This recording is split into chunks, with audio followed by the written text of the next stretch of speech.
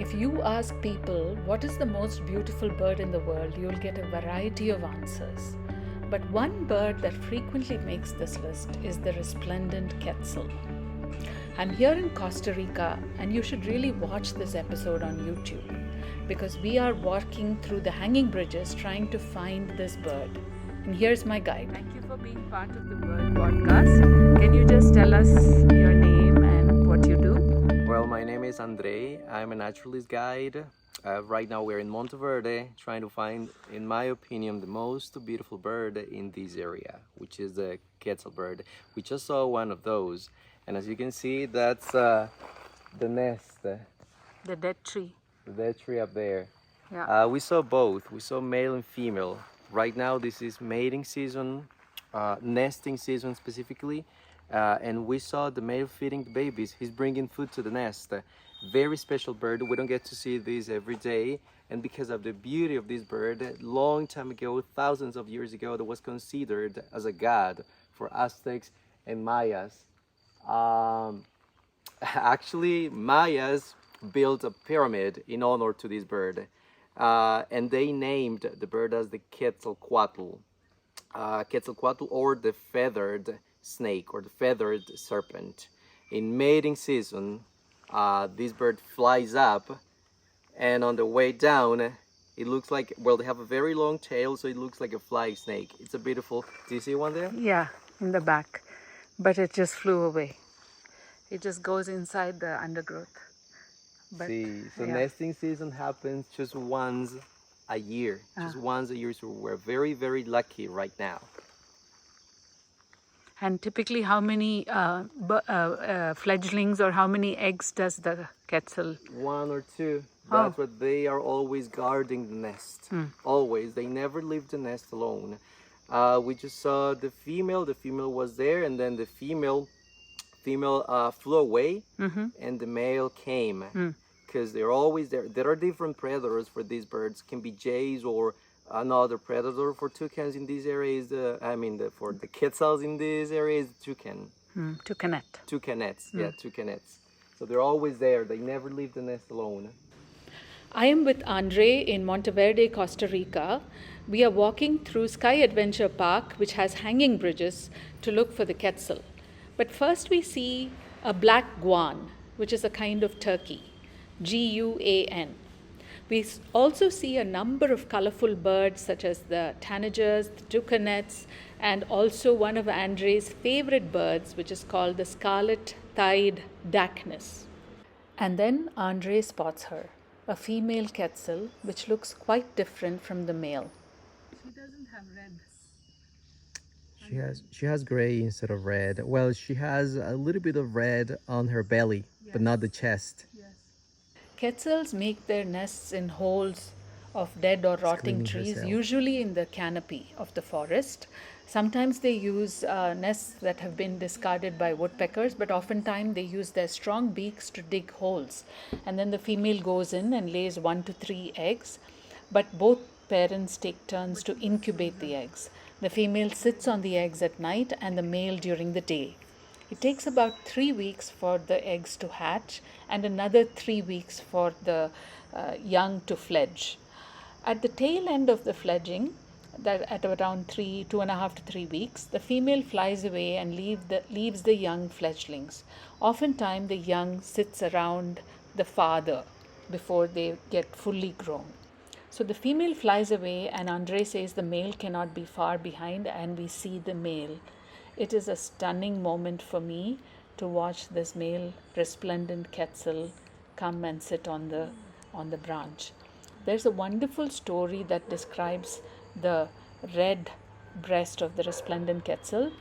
In Mayan and Aztec legend, a Mayan warrior fought against a Spanish conquistador who ended up putting his arrow and his spear through the chest of the Mayan warrior.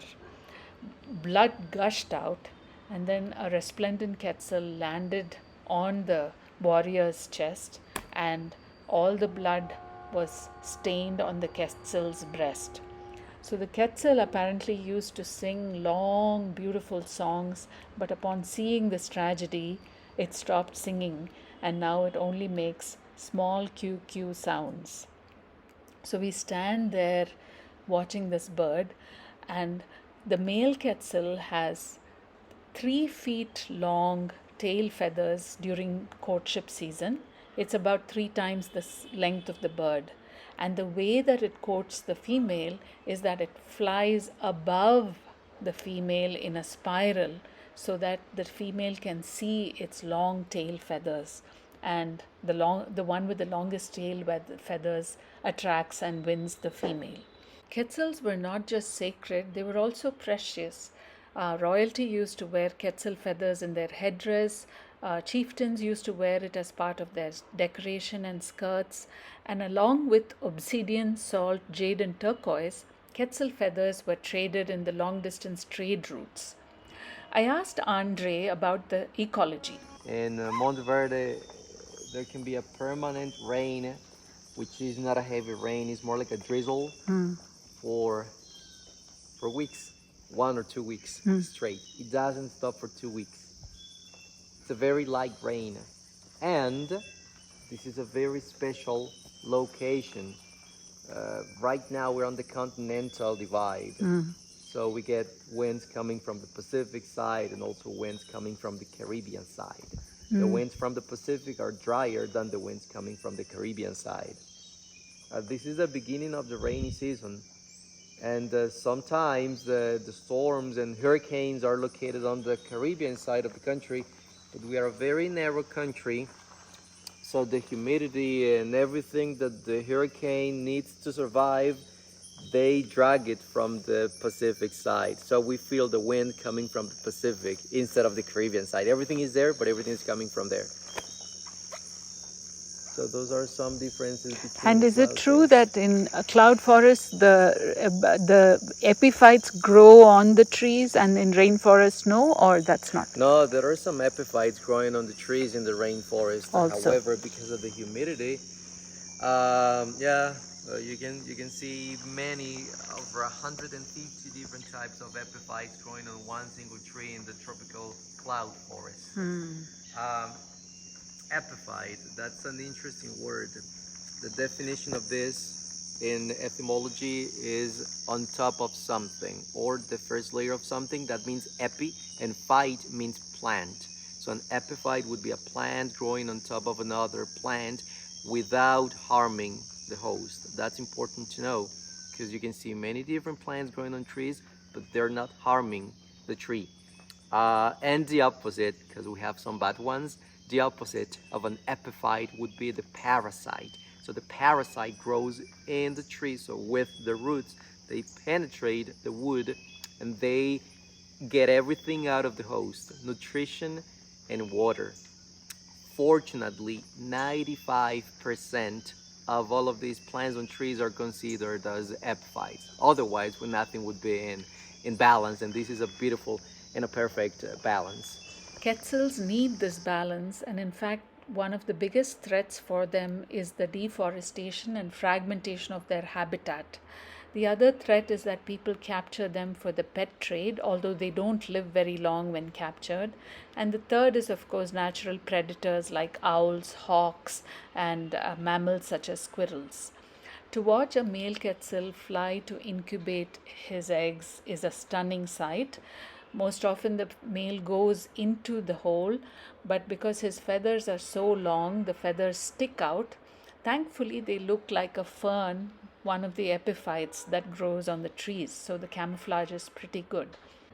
Quetzals are omnivorous birds, and especially for their young, they feed them lizards, snails, larvae, but they also eat entire fruits such as berries and avocados. They love the wild avocado, and in fact, there is a symbiotic relationship because the seed of the avocado has to go through their digestive tract in order to germinate. Their feet are heterodactyl, which means that there are 2 toes in front and 2 in the back, and the 2 in the back are stiff, so they are generally uncomfortable on the ground. They are very comfortable perching, and they sort of hop around on the canopy layer. But it is when you see them flying that you come to realize why they were called the flying serpent or the Quetzalcoatl. The name Quetzal comes from the Nahuatl Indian word, which means large, brilliant tail feather.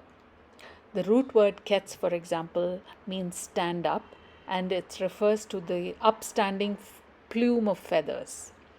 The word Quetzal was originally used just for the resplendent Quetzal, but now there are about 6 subspecies: the crested Quetzal, the golden headed Quetzal, the white tipped Quetzal, the resplendent Quetzal, and the pavonine Quetzal, all under the genus Pharomacris, and then there's one called the eared Quetzal in another genus. Having spent an hour with these magnificent birds, it was time to go, and so I left with my heart full and my spirit restored. It was a profoundly beautiful experience to be in the cloud forest of Monteverde, and there are currently about 25,000 quetzals, and they are classified as threatened. I left with the hope and prayer that these birds remain in the forest they love for a long time, and that's really up to us. So I took one last look at the whole nest and thought of trogons, which is the family that the quetzal belongs to. The word trogon comes from a Greek word which means nibbling, and that's what the birds do with their beaks. Bird Podcast is produced by Ullas Anand and Eco Edu. I'm Shobha Narayan. Thank you for watching and listening.